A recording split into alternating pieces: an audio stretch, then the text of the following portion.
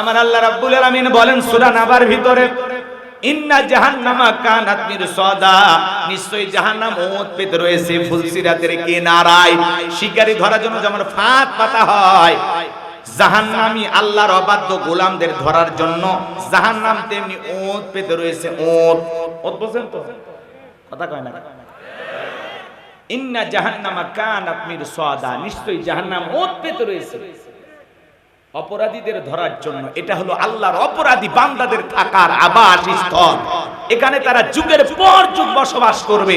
একটা মানুষ কত লক্ষ বছর, কত কোটি বছর জাহান্নামের আগুনে জ্বলবে, এর সঠিক ইলম আর জ্ঞান আছে কার কাছে? ভালো করে বোঝার চেষ্টা করবেন বাজান গো আমার। ওই জাহান্নামের আগুনে মানুষ জ্বলতে জ্বলতে পুড়তে পুড়তে চেহারা হয়ে যাবে কয়লার মতো কালো। দুনিয়ার আগুনের চাইতে জাহান্নামের আগুনের পাওয়ার হলো 70 গুণ বেশি। সামান্য সূর্যের তাপে আমরা অস্থির হয়ে গেছি, জাহান্নামের তাপ কত কঠিন হবে বাজান গো আমার। ওই জাহান্নামের আগুনে মানুষগুলো জ্বলতে জ্বলতে পুড়তে পুড়তে ক্ষুধার্ত হয়ে যখন খাবার প্রার্থনা করবে, আমার আল্লাহ তখন ফেরেশতাদেরকে বলবেন, যাও আমার জাহান্নামী বান্দাদেরকে খাবার পরিবেশন করো। জাহান্নামের তলদেশে এক ধরনের ফলের চাষ করা হবে, যেই ফলের নাম হলো জাক্কুম, কাঁটাযুক্ত ফল। এই ফলটা যখন খাদ্য হিসেবে জাহান্নামীদের হাতে দেওয়া হবে, খাবার মনে করে জাহান্নামীরা যখন ওই ফলটা গলার ভিতরে দেবে, গলার মাঝামাঝি আটকে যাবে, ভিতরেও যাবে না, বাইরেও আসবে না। যত গলা নাড়াচাড়া করবে, কাঁটাগুলো ফুটবে আর ফুটবে। জাহান্নামীরা চিৎকার মারবে, ছটফট করবে, কান্নাকাটি করবে, আর ডেকে বলবে, আল্লাহ এ কেমন ফল খাওয়াইতে দিলা, ভিতরেও যায় না, বাহিরেও আসে না, এ যন্ত্রণা সহ্য করতে পারি না। আমার আল্লাহ জাহান্নামী বান্দাকে ফল খাওয়াইতে দিয়েছে ক্ষুধা মেটানোর জন্য না, জাহান্নামী বান্দার শাস্তি আরো বেশি বাড়ানোর জন্য। গলার মাঝামাঝি যখন ফলটা আটকে যাবে, জাহান্নামের চিৎকার মেরে কাঁদবে আর ডেকে বলবে, আল্লাহ এ কেমন ফল খাওয়াইতে দিলা, ভিতরেও যায় না, বাহিরেও আসে না।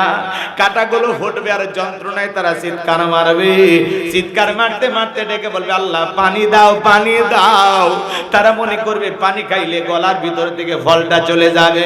এরা যখন পানি পানি বলে চিৎকার মারবে, আমার আল্লাহ বলেন, লা ইয়াযুকুনা ফিহা বারদা ওয়ালা শারাবা, তাদেরকে মিনারেল ওয়াটার দেওয়া হবে না, ঠান্ডা কোনো পানির ব্যবস্থা থাকবে না, যে পানি পান করে জাহান্নামী তার বুকের জ্বালা তৃষ্ণাকে নিবারণ করতে পারে। কেমন পানি দেবেন? আমার আল্লাহ পাক বলেন, ইল্লা হামিমাউ ওয়া গাসসাকা, এমন উত্তপ্ত ফুটান্ত গরম পানি তাদেরকে পান করাইতে দেওয়া হবে, যা পুষ ব্যতীত কিছুই নয়। ওরা শাহির বাবাজিরা দেখের ভিতরে বড় বড় ফোড়া হয়, ফাটায় দিলে ভিতরে থেকে কি বের হয়?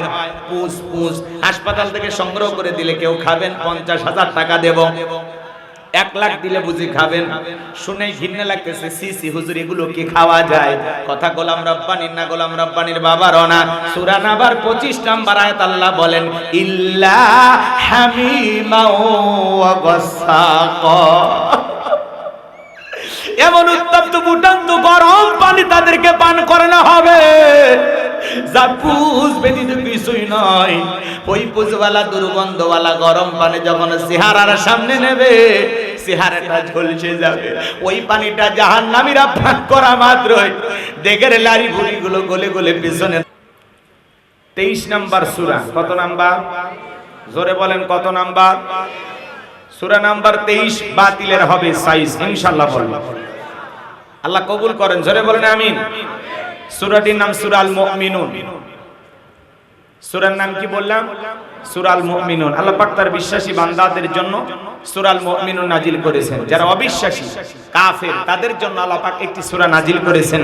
সূরাটির নাম হলো কাফিরুন। জোরে বলেন কি নাম? কাফিরুন। কুল ইয়া আইয়ুহাল কাফিরুন, কাফেরদের জন্য আল্লাহ পাক সূরা কাফিরুন নাজিল করেছেন। যারা হলো দুদুল্যমান, 2 নৌকায় পা দিয়ে চলে, মুখে বলে একটা অন্তরে আর একটা দুমুখ সাপ, বৃষ্টি যেই দিকে ছাতা ধরে সেই দিকে গুলালু মার্কা। বোঝেন নাই? ওদের নাম কি? মুনাফিক। এই মুনাফিকদের জন্য আল্লাহ পাক একটি সূরা নাজিল করেছেন, সূরার নাম হলো মুনাফিকুন। জোরে বলেন কি নাম? মুনাফিকদের জন্য আল্লাহ পাক সূরা মুনাফিকুন নাজিল করেছেন। এই মুনাফিক চেনা বড় কঠিন। সকাল বেলায় বলে আমরা ইসলামের পক্ষে আছি, আর রাতের বেলায় যাবা এদিকে খেয়াল করেন, রাতের বেলা যায় আবার ইসলাম নামের গাছের গোড়া কেটে দেয়। কথা বলেন না কেন? চুপ করে থাক ধোঁকাবাজ, চোখে তোদের নাহি লাজ। চুপ করে থাক ধোঁকাবাজ, চোখে তোদের নাহি লাজ।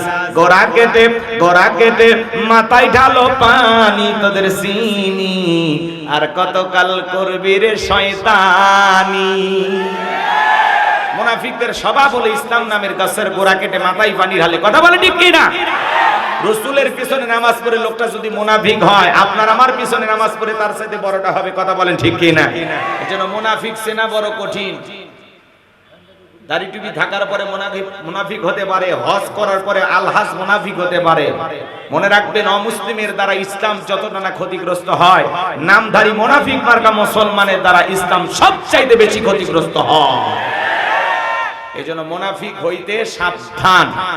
কথা মনে থাকবে তো? আমি আজকে মুনাফিকদেরকে নিয়ে আলোচনা করব না, আজকে আমি কাফেরদেরকে নিয়ে আলোচনা করব না, আমি আলোচনা করব আল্লাহর ভিআইপি মুমিন বান্দাদেরকে নিয়ে। বলুন আল্লাহু আকবার। আপনি আমি সবাই মুমিন, এতে কি সন্দেহ আছে? কষ্ট হচ্ছে আপনাদের? তাহলে সূরার নাম কি বললাম? সূরা আল মুমিনুন। কোরআনুল কারীমের 23 নাম্বার সূরা। মোট আয়াত আছে 118, রুকু আছে 6টি। বিশ্বনবীর মক্কার জিন্দেগিতে এই সূরাটি নাজিল হয়েছেন। বলুন আল্লাহু আকবার। 18 নাম্বার পারার প্রথম সূরা। জবান ছেড়ে সবাই একটু মহব্বতে আমার সাথে তেলাওয়াত করুন। আউযু বিল্লাহি মিনাশ শাইতানির রাজীম। বিসমিল্লাহির রাহমানির রহিম। বিতাড়িত মুর্দার শয়তানের কাছ থেকে আল্লাহ পাকের কাছে আশ্রয় প্রার্থনা চাচ্ছি। পরম করুণাময় দয়ালু আল্লাহ তাআলার নামে শুরু করছি। সূরার নাম সূরা আল মুমিনুন। যে কোনো আয়াত বা সূরার তাফসীর করতে হলে কোন প্রেক্ষাপটে কোন সময় রাসূলের উপরে সে আয়াতটি বা সূরাটি নাজিল হয়েছে, সেই নাজিলের প্রেক্ষাপট আছে না নাই? আরবিতে বলা হয় শানে নুজুল। যদি শানে নুজুল আলোচনা করা হয় তাহলে তাফসীর বুঝতে সহজ হয়। বলুন আল্লাহু আকবার। তাহলে সূরা আল মুমিনুন বিশ্ব নবীর উপরে কোন প্রেক্ষাপটে কোন সময় নাজিল হয়েছে আমি কি একটু তুলে ধরবো? কষ্ট হবে না ভাই? একটু কথা বলা লাগবে। আমি করব আওয়াজ, আপনারা দেবেন আওয়াজ, জবাব দিবেন ঠিক ঠিক। আলোচনা হবে কমপ্লিট। শ্রোতাদের স্পিরিটে বাড়ি, বক্তার হিট, আলোচনা হবে জায়গা মতো ফিট। কিছু আজ প্যান্ডেলে, কিছু আজ অ্যাঙ্গেলে, জ্ঞানী লোকের জন্য ইশারায় যথেষ্ট। কথা বলেন ঠিক কি না? আওয়াজ দিলে পুরুষের মতো দেবেন। আপনার আওয়াজে যেন বাতিলেরা বলে না বাপ রে বাপ জিনিস। কথা কয় না? আওয়াজ দেওয়া লাগবে। এদিকে খেয়াল করেন। তাহলে কোন সূরা কোন প্রেক্ষাপটে নাজিল হয়েছে আমি একটু বলবো। আমার ভাইয়েরা, হৃদয়ের কান পেতে কথাগুলো শুনবেন, নিজের ওয়াদাটা ঠিক রাখবেন। খবরদার ওঠা বসা করবেন না, পরিবেশটা নষ্ট করবেন না। যে কথা বলতে চাচ্ছিলাম বাজান, বিশ্বনবীর প্রিয় সাহাবী হযরত ওমর ফারুক রাদিয়াল্লাহু তাআলা আনহু বলেন, আমি মৌমাছির বন বন ভন ভন আওয়াজ শুনলাম। ডানি তাকাই মৌমাছি নাই, বামে তাকাই মৌমাছি নাই। বিশ্বনবীর চেহারা মোবারকের দিকে তাকায় দেখি আমার নবীজি ফিস ফিস করে কি যেন তেলাওয়াত করতেছেন। হযরত ওমর ফারুক রাদিয়াল্লাহু তাআলা ডেকে বলেন, আমার বোঝার বাকি রইল না, আসমান থেকে নবীজির উপরে কোরআনুল কারীম নাজিল হচ্ছে, আর বিশ্বনবী কোরআনুল কারীম রিসিভ করতে ব্যস্ত। বলুন মারহাবা। মৌমাছির বন বন ভন ভন আওয়াজ হলে কোরআনুল কারীম নাজিল হয়। দপ্তরি ছুটির ঘন্টায় বাড়ি মারে টন টন আওয়াজ হলে কোরআনুল কারীম নাজিল হয়। নবীজি যখন ঘোড়ার উপরে থাকতেন ওই সময় যদি কোরআনুল কারীম নাজিল হইতো, ওহির ভারে ঘোড়ার পা গুলো বালুর ভিতরে ডেবে যেত। বলেন আল্লাহু আকবার। নবীজি যখন উটের উপরে থাকতেন ওই সময় যদি কোরআনুল কারীম নাজিল হইতো, ওহির ভারে উটের মাথা জমিনের সঙ্গে লেগে যেত। এক সাহাবী রানের উপরে মাথা রেখে নবীজি আরাম ফরমাচ্ছেন, ওই সময় কোরআনুল কারীম নাজিল হলো। সাহাবী ডেকে বলেন, আমার কাছে মনে হয় আমার রানটা ফেটে যাবে, আমার কাছে মনে হয় আমার রানের উপরে পাহাড় চেপে ধরা হয়েছে। তাহলে কোরআনুল কারীমের একটা আলাদা ওয়েট, আলাদা একটা ওজন আছে না নাই? এ বাজান গো আমার, জীবনের প্রথম কোরআনুল কারীম রিসিভ রিসিভ করতে গিয়ে বিশ্বনবীর শরীর মোবারকে জ্বর পর্যন্ত এসেছিল। দীর্ঘ 23টি বছরে নবীজির উপরে কোরআনুল কারীম নাজিল হয়েছে। ইমদাদি লাইব্রেরি ছাপাইয়াম 200 টাকা 150 টাকার বিনিময়ে মুসলমানের ঘরে ঘরে কোরআনটা পৌঁছায়া দিয়েছে। এই কোরআনের শান কত, মর্যাদা কত, আজও কপাল পোড়া মুসলমান আমরা বুঝলাম না। এমন মুসলমান আছে 30, 40, 50 বছর বয়স হয়ে গেছে, আল্লাহর কোরআনটা কোনোদিন খুলেও দেখে নাই। এরকম মুসলমানও আছে না নাই? আজকে মুসলমান কোরআন থেকে, ইসলাম থেকে দূরে সরে যাওয়ার কারণে মুসলমানের আজও মার খায়। কথা বলেন ঠিক কিনা? ইসলামকে যদি ধরার মতো ধরতে পারতাম, আঁকড়ে ধরে বাঁচতে পারতাম, আল্লাহর দ্বীনের বিজয় সবাই যদি চাইতাম, পৃথিবীর কোন জালেমেরা মুসলমানের রক্ত নিয়ে খেলা করার সাহস পাইতো না। কথা বলেন ঠিক কিনা? কারণ আমাদের মুখের কথার সাথে বাস্তবের কাজের কোনো মিল নাই। কথা বুঝেন? বলবেন না কথা? দোয়া করে দেব বললে বলেন, আমাদের মোটামুটি হয়ে গেছে। কথা বুঝছেন? আমি যদি এখন ছেড়েও দেই, কমিটির লোক মন খারাপ করবে, খালি বলবে হুজুর আর একটু বয়ান করলে ভালো হইতো। কারণ আমি দাওয়াত নেওয়ার সময় বলে দিই যে ভাই 12টা পর্যন্ত আমি আসি। এখন পরিবেশের কারণে অনেক জায়গায় মেনে নিই। শুধুমাত্র আপনাদের মহাব্বত ভালোবাসায় আমি কথা দিলাম, আপনারা থাকবেন যতক্ষণ বয়ান চলবে। এই জন্য একটু কথা বলে সহযোগিতা করেন। আপনারা গতি দিবেন, গতি আপনাদের আওয়াজে বলে দেবে নরম চলবে না গরম চলবে। আর তাহলে বোঝা যাবে খেতা বালুস নিয়ে ঘুমান ভালো, মিশে ইট নষ্ট করে লাভ কি? বাড়িতে গেলে বইয়ের হক আদায় হয়। কথা কি বুঝতে পারছেন? এই জন্য আওয়াজ দিলে পুরুষের মতো দেন, দেশি মুরগির মতো ধরার আগে কক করে ওঠা লাগবে। বোঝেননি? ওই যে এক বেচারা হাট থেকে মোরগ কিনে নিয়ে গেছে, বুঝছেন? বাড়িতে যায় স্বামী স্ত্রী দুইজন মিলে জবাই করে, এরকম নিয়ত করে যখনই জবাই করতে গেছে, মোরগের জবান দিয়ে আল্লাহ আল্লাহ আওয়াজ বের হচ্ছে। বলেন আল্লাহু আকবার। মোরগের জবান দিয়ে বোঝা যাচ্ছে স্পষ্ট আল্লাহ আল্লাহ এরকম জিকির করতেছে, দুইটা ঠোঁট নাড়ায়া। বলেন তো বাজান, এই অসম্ভবকে সম্ভব করার ক্ষমতা কার? মোরগের কণ্ঠ দিয়া আল্লাহর জিকিরের আওয়াজ বের করে দিতে পারেন তিনি কে? এই স্বামী স্ত্রী এরাও আল্লাহওয়ালা, নামাজি, মুখে দাড়ি দেখলাম, মাথায় টুপি, চমৎকার ভাইজান। তখন চিন্তা করলো যে মোরগের জবাই করতে গেলে জবান দিয়ে আল্লাহ বের হচ্ছে, মোরগ ঠোঁট নাড়ায় চিৎকার মেরে আল্লাহ আল্লাহ জিকির করতেছে, আমি এর মোরগ জবাই করব। সে এখন লালন পালন করা শুরু করে দিয়েছে, আর এই মোরগটা কিছুক্ষণ পরপরই জিকির করতেছে আল্লাহর নামে। বলেন আল্লাহু আকবার। মানে মোরগের কণ্ঠের ভঙ্গিতে, আওয়াজে বোঝা যাচ্ছে সে আল্লাহর জিকির করতেছে। কথা কি বুঝতে পারছেন? রাগ করতেছেন আপনারা? এই মোরগ যখন আল্লাহ আল্লাহ জিকির করতেছে, আশেপাশের লোকজন ভেঙে যাচ্ছে দেখার জন্য, এবং তারাও বলতেছে হ্যাঁ, স্পষ্ট আওয়াজ শুনে বোঝা যাচ্ছে যে আসলেই সে আল্লাহকে ডাকতেছে। বলেন আল্লাহু আকবার। আমার ভাইয়েরা, তাহলে মোরগ যদি আল্লাহকে আল্লাহ ডাক দেয়, আমরা আশরাফুল মাখলুকাত আল্লাহর জিকিরি করার দরকার আছে না নাই? তাহলে জবান ছেড়ে সবাই একবার ডাক দিয়ে বলেন আল্লাহ।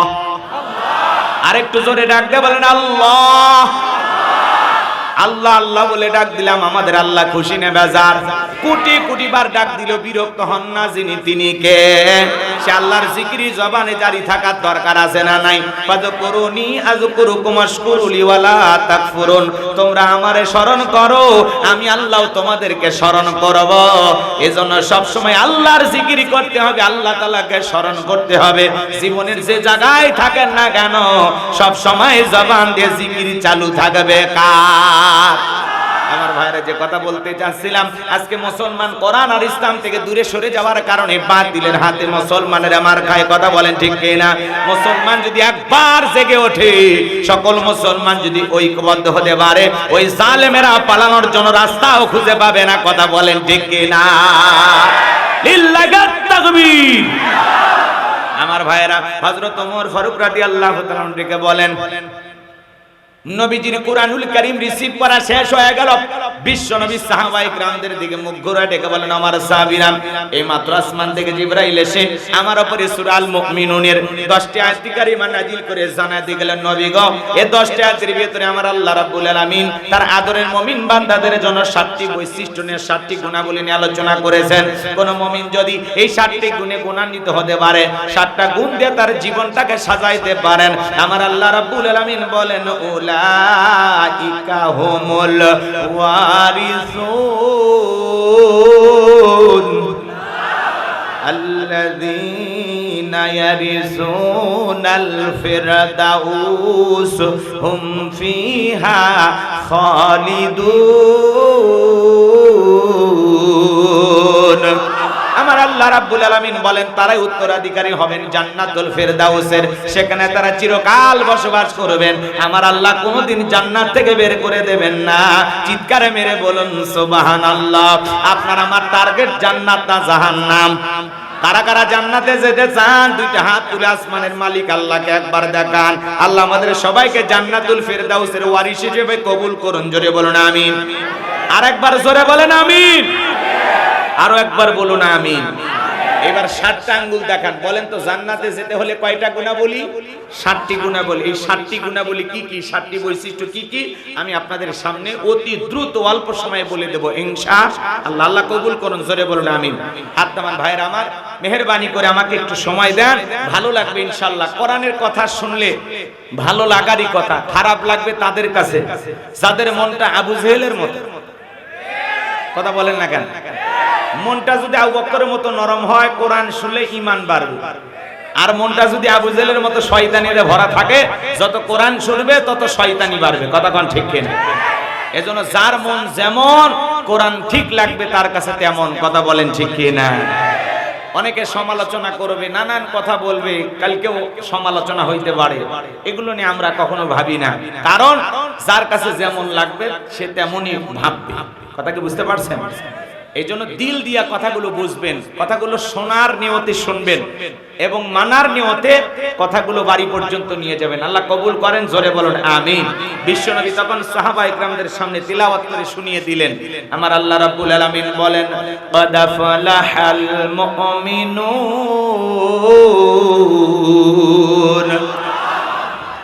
ভালো করে বোঝার চেষ্টা করবেন। 7টি গুণাবলী, মাত্র কয়টি? এই 7টি গুণ দিয়ে যদি নিজের জীবনটাকে ঢেলে সাজাইতে পারেন, বাবা মারা গেলে ওয়ারিশ সূত্রে সন্তান যেরকম বাবার সম্পত্তির ভাগ পায়, কোন মুমিন যদি এই 7টা বৈশিষ্ট্য 7টা গুণ দিয়ে তার জীবনটাকে সাজাইতে পারে, আল্লাহ পাক তার নামে জান্নাতুল ফিরদাউসের ভিতরে জায়গা বরাদ্দ রাখবেন। বলুন সুবহানাল্লাহ। কি সেই 7টা গুণাবলী একটু জানার দরকার আছে না নাই? আমার ভাই একটু দিল দিয়ে শুনেন। আমার আল্লাহ রাব্বুল আলামিন বলেন ক্বাদ আফলাহাল মুমিনুন। আমার আল্লাহ রাব্বুল আলামিন বলেন অবশ্যই মুমিনেরা সফল। অলরেডি মুমিনেরা সফল। সফল হয়েছে তারা ঈমান এনেছে যারা। ক্বাদ আফলাহাল মুমিনুন। অবশ্যই মুমিনেরা সফল। অলরেডি মুমিনেরা সফল। বলুন আল্লাহু আকবার। আমরা মনে করি ক্ষমতা থাকলে সফল, টাকা থাকলে সফল। পৃথিবীর সবাই চেনে জানে সেলিব্রিটি যারা, এরা বুঝি সফল। আমাদের কাছে তাই মনে হয় না? কিন্তু সফলতার মাপকাঠি এইটা না। ভালো করে বুঝবেন। বর্তমান পৃথিবীর সবচাইতে বড় ক্ষমতাধর ব্যক্তির নাম কি? জো বাইডেন, আমেরিকার প্রেসিডেন্ট। কথা বলে ঠিক কিনা? আচ্ছা এদিকে খেয়াল করেন। জো বাইডেন আমেরিকার প্রেসিডেন্ট যত বড়ই ক্ষমতাধর হোক না কেন, আপনাদের এখানে বড়গাছি বাজার আছে না নাই? এই বাজারে আল্লাহর একজন বান্দা তরি তরকারি বিক্রি করে, সবজি বিক্রেতা। পটল, টমেটো আছে না, কাঁচামরিচ, আলু যিনি বিক্রি করেন, এর কি বলা হয়? সবজি বিক্রেতা। আল্লাহর এই গোলাম নানান ধরনের সবজি, নানান ধরনের আমরা যেগুলো তরকারিতে রান্না করি এগুলো বিক্রি করে।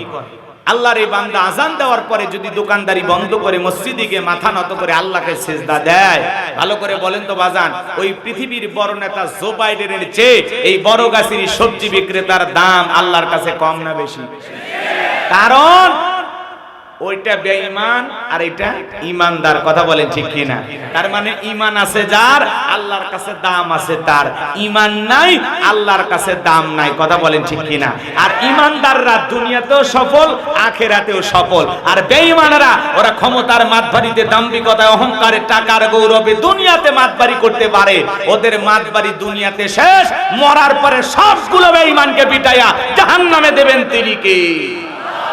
এজন্য ভালো করে বোঝার চেষ্টা করবেন। আল্লাহ বলেন ক্বাদ আফলাহাল মুমিনুন।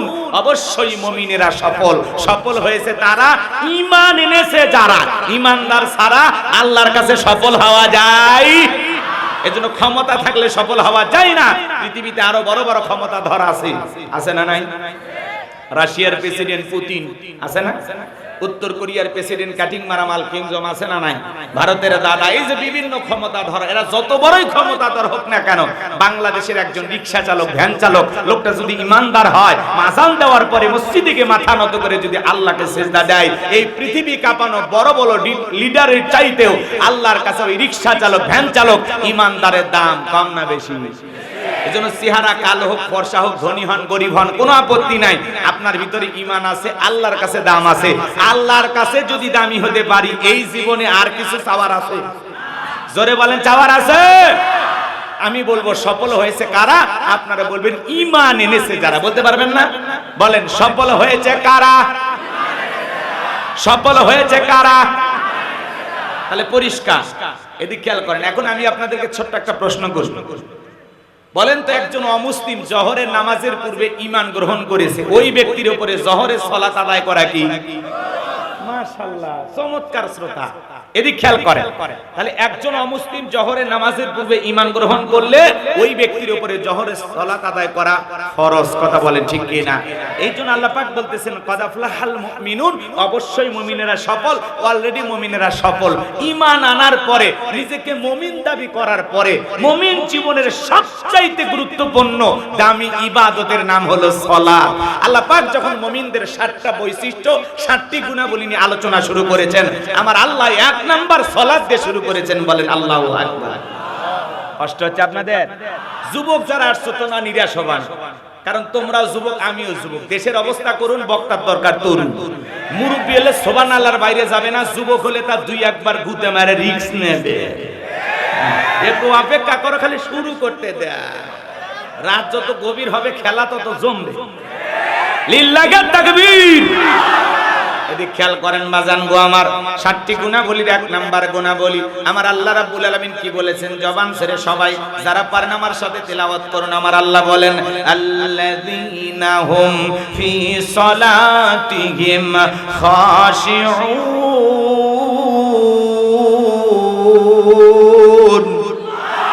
আমার আল্লাহ রাব্বুল আলামিন বলেন যারা নিজেদের সালাত বিনয়ের সহিত, নম্রতার সহিত, খুশু ভাব নিয়ে আল্লাহর ভয় নিয়ে আদায় করে। আপনি আমি যখন সালাত আদায় করব, অন্তরে ভয় থাকতে হবে কার? তাফসীর কারকেরা আয়াতের ব্যাখ্যায় লিখেছেন বাজান গো আমার, তাফসীর ইবনে কাসির থেকে বলছি, আয়াতের ব্যাখ্যায় তারা লিখেছেন আপনি আমি যখন সালাতের ভিতরে দাঁড়িয়ে যাব, অন্তরের ভিতরে সুচিন্তা, দুশ্চিন্তা, বিবির কথা, সংসারের কথা, ব্যবসা বাণিজ্যের কথা, দুনিয়াবি কোনো চিন্তা ভাবনা মনের মধ্যে রাখা যাবে না। আপনি আমি যখন সালাত আদায় করব, অন্তরের মধ্যে একমাত্র ভয় থাকবে কার? আপনি আমি যখন মসজিদের ভিতরে প্রবেশ করলাম, দুনিয়াবি সব চিন্তা ভাবনা মসজিদের বাইরে রেখে একমাত্র আল্লাহর ভয় নিয়ে সালাত আদায় করার জন্য দাঁড়িয়ে যাব। ইয়া আইয়ুহাল্লাযিনা আমানুত্তাকুল্লাহ, হে ঈমানদারগণ আমি আল্লাহকে ভয় করো, হাক্কা তুকাতিহি, ভয় করার মতো ভয় করো। কিভাবে সালাত আদায় করবেন, কিভাবে নামাজ আদায় করা দরকার, গভীর মনোযোগ দিয়ে শুনবেন বাজান গো আমার। আপনার আমার প্রিয় নবী কিভাবে সালাত আদায় করেছেন, আম্মা জান আয়েশা ডেকে বলেন নবীজি নামাজের ভিতরে এত লম্বা সময় ধরে দাঁড়িয়ে থাকতেন, আমি তাকায় দেখতাম মাঝে মাঝে বিশ্ব নবীর পা মুবারক ফুলে উঠতো। বলেন আল্লাহু আকবার। বিশ্ব নবীর সালাতে এত লম্বা সময় দাঁড়িয়ে থাকতেন, পা ফুলে উঠতো। আম্মা জান আয়েশা ডেকে বলেন নবীজি মাঝে মাঝে এত লম্বা রুকু করতেন, এত লম্বা সিজদা দিতেন, মনে হয় আর কোনদিন রাসূল সিজদা থেকে মাথা উঠাবেন না। আম্মা জান আয়েশা ডেকে বলেন একদিন রাতের বেলায় দেখি নবীজি সিজদা দিয়ে এত কান্না করেছেন, কাঁদতে কাঁদতে সিজদার জায়গাটা ভিজে গেছে। আম্মা জান আয়েশা অপেক্ষায় বসে থাকলেন, নবীজি যখন সিজদা থেকে মাথা উঠাইলেন, ডেকে বলেন নবী গো আপনি কেন এত কান্না করেছেন, কি হয়েছে আপনার? বিশ্ব নবী ডেকে বলে আয়েশা আমি তো আমার জন্য কাঁদি না, আমি কাঁদি আমার গুনাহগার উম্মতের জন্য।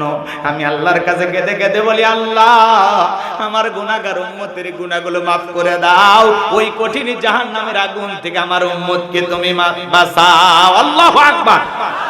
আপনার আমার প্রিয় নবী যদি সিজদা দিয়ে আপনার আমার গুনাহ মাফের আশা আল্লাহর কাছে দোয়া করেন, তাহলে আপনি আমি মূল অপরাধী, মূল আসামি, মূল ভিকটিম। তাহলে বলেন তো বাজান আপনার আমার অপরাধের জন্য আল্লাহর কাছে সিজদা দিয়ে কান্না করার দরকার আছে না নাই?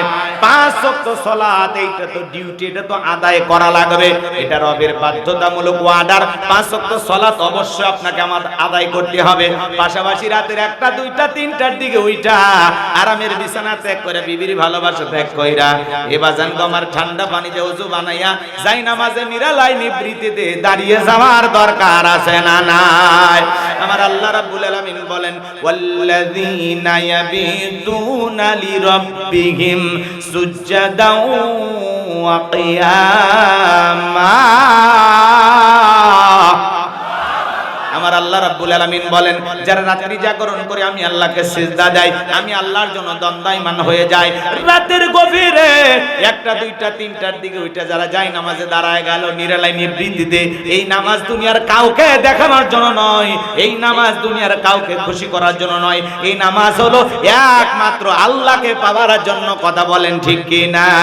কুলিন্না সালাতি ওয়া নুসুকি ওয়া মাহইয়ায়া ওয়া মামাতি লিল্লাহি রাব্বিল আলামিন।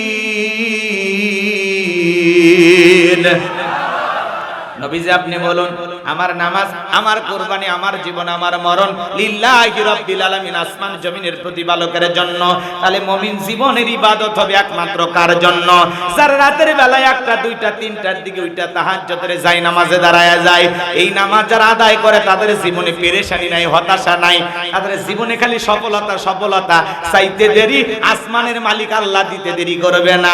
এইজন্য সিজদার মাধ্যমে ইবাদতের মাধ্যমে তাহাজ্জুদ আদায়কারী বান্দা হয়ে গভীর নিশিতে আল্লাহর সাথে সিজদার মাধ্যমে প্রেম করার দরকার আছে না নাই? জোরে বলেন দরকার আছে না নাই? কিন্তু আমরা তো ঘুমে বিভোর, চেতন পাই না। কথা কয় না কেন? তাহাজ্জুদ পড়ার সময় আমাদের নাই। কথা কোন ঠিক কিনা? কিন্তু যারা পড়ে তাদের জীবনে মজা আছে, মজা আছে। যারা আল্লাহর সাথে প্রেম করে তাদের জীবনে ব্যর্থতা নাই, খালি সফলতা। এরা জীবনে কোনো জায়গায় ঠকবে না, সব জায়গায় জিতায়া দিবেন কি? তাহলে কিছু মানুষ রাত্রি জাগরণ করে যায় নামাজে কাঁধে আল্লাহকে সিজদা দেয়, যুবকেরাও রাত্রি জাগরণ করে, তবে আল্লাহর ইবাদত কইরা না, ইমু মেসেঞ্জারে বান্ধবীর সাথে সেটিং কইরা সারা রাত কথা কইয়া আছে না নাই? সারা রাত ইমু মেসেঞ্জারে বান্ধবীর সাথে চ্যাটিং করে, লেখালেখি করে, আছে না নাই? জান খাইছো না ঘুমাইছো, কি করতেছো, কোন কালারে 3 পিস পরে বসে আছো, কয়বার আজকে টয়লেটে গেছো? রাগ করে মেয়েটা বলতেছে আমি একটা গল্পের বই পড়তেছি, তোমাকে চাই। ছেলে বলতেছে আমি 21-এর বই মেলা থেকে একটা বই নিয়ে আসছি, মিলন হবে কত দিনে, তোর মরণের পরে। এরকম আজে বাজে উপন্যাস পড়া যুবকের রাত্রি কাটায়া দেয়। সারা রাত বান্ধবীর সাথে কথা বলতে বলতে পাগল পারা হয়ে যায়। সারা রাত বান্ধবীর সাথে কথা বলে ইউটিউব ইন্টারনেট ঘাটাঘাটি কইরা ফজরের আজান হয় যখন, ওই হাইব্রিড যুবক ঘুমাইতে যায় তখন ফজরের নামাজ আদায় করে না যুবকরে। এই ঘুম ভাঙলে সকাল, না ভাঙলে পরকাল। কথা বলেন ঠিক কিনা? কেমন করে ঘুমাও তুমি ওরে রাজশাহীর যুবক, কেমন করে ঘুমাও তুমি ফজর করে কাজা? এমন তো হতে পারে ও তোমার জহরে জানাজা, এমন তো হতে পারে ও তোমার জহরে জানাজা। যুবক রে, তোদের পায়ে হাত অনুরোধ করে বলে যায়, সারা রাত যেহেতু গুনাহ করলি ফজরে সিজদা দিয়ে যা। 2-4 দিন সিজদা দিতে দিতে এমনি বান্ধবীর আবেগ চলে যাবে।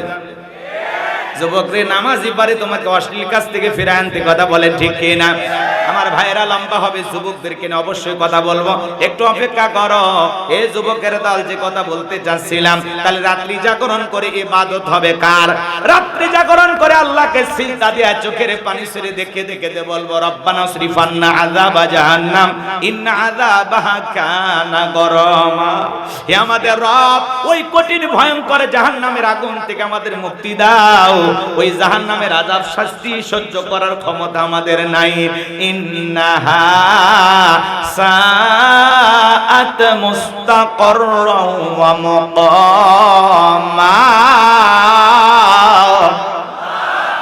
নিশ্চয়ই নিশ্চয়ই জাহান্নাম আবাসস্থল হিসেবে, বসতির জায়গা হিসেবে কত না নিকৃষ্টতম একটা স্থান। জাহান্নাম সুখের জায়গা না, ওইটা হলো যন্ত্রণার কারখানা। আমার আল্লাহ রাব্বুল আলামিন বলেন, ইন্না জাহান্নামা কানাত মিরসাদা লিত্তাগিনা মাআবা লাবিযিনা ফিহা আহকাবা লা ইয়াযুকুনা ফিহা বারদাও ওয়ালা শারাবা ইল্লা হামিমাও ওয়া গাসসাকা। আমার আল্লাহ রাব্বুল আলামিন বলেন সূরা নাবার ভিতরে, ইন্না জাহান্নামা কানাত মিরসাদা, নিশ্চয়ই জাহান্নাম ওত পেতে রয়েছে ফুলসিরাতের কিনারায়।